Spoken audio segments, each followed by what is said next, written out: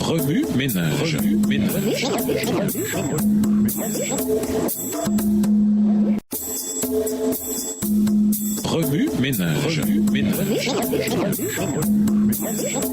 Bienvenue dans votre émission. Remue ménage. Nous voilà à la leçon de dimanche. Intérioriser la circoncision du cœur. Moïse appela les Israélites à réfléchir sur l'alliance et sur leur relation avec Dieu qui précède l'obéissance. Dieu veut d'abord que nous le craignions, la crainte étant un terme de l'Ancien Testament équivalent à une foi salvatrice. Deutéronome 10, verset 12. Cette relation est véritable et n'a rien à voir avec la peur et la terreur. Une telle relation conduit à l'aspect suivant de l'alliance, à savoir marcher dans les voies de Dieu et aimer Dieu, au verset 12. Lorsque nous sommes en relation avec Dieu, nous voulons tout naturellement être proches de lui, le suivre et marcher avec lui. Et alors notre amour pour lui grandit. En conséquence, nous sommes amenés à le servir de tout notre cœur et par toute notre vie. Une expression que Deutéronome 10 utilise pour dire d'aimer Dieu, au verset 12. Il ne s'agit pas d'un service empreint de légalisme, mais d'un service volontaire empreint de gratitude et de joie. Le verset 13, le plus puissant verset du chapitre, est grammaticalement et théologiquement un déversement ou une conséquence de tous les éléments du verset précédent. Si nous craignons Dieu, nous marcherons avec lui, nous l'aimerons et le servirons de tout notre cœur. Nous garderons ses commandements et ses statuts. Cette obéissance aux commandements de Dieu procédera de notre cœur transformé et ne sera en aucun cas un moyen de salut. En outre, ces commandements sont pour notre bien. Dieu domine l'univers et cependant il nous aime. C'est là le fondement même de notre relation avec lui et de notre amour pour lui en retour. Versets 14 et 15. Les Israélites avaient un problème. Leur cœur n'était pas circoncis. Ils avaient le cou raide et étaient têtus, au verset 16. Ils n'avaient pas encore donné leur cœur à Dieu. Moïse nota donc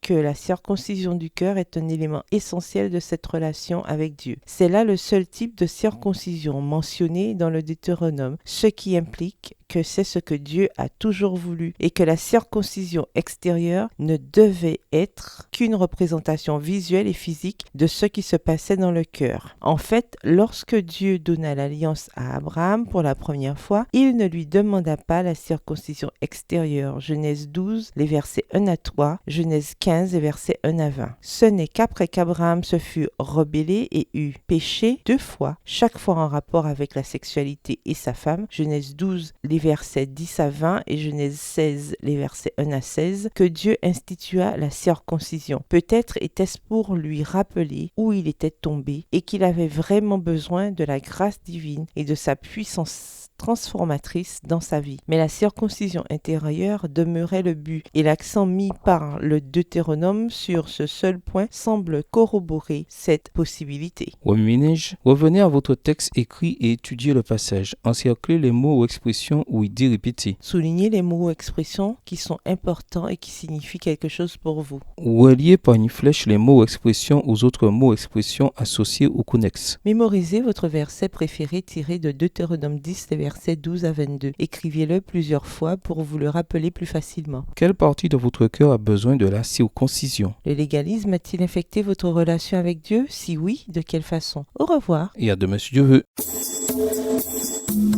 Remue ménage. Remue ménage.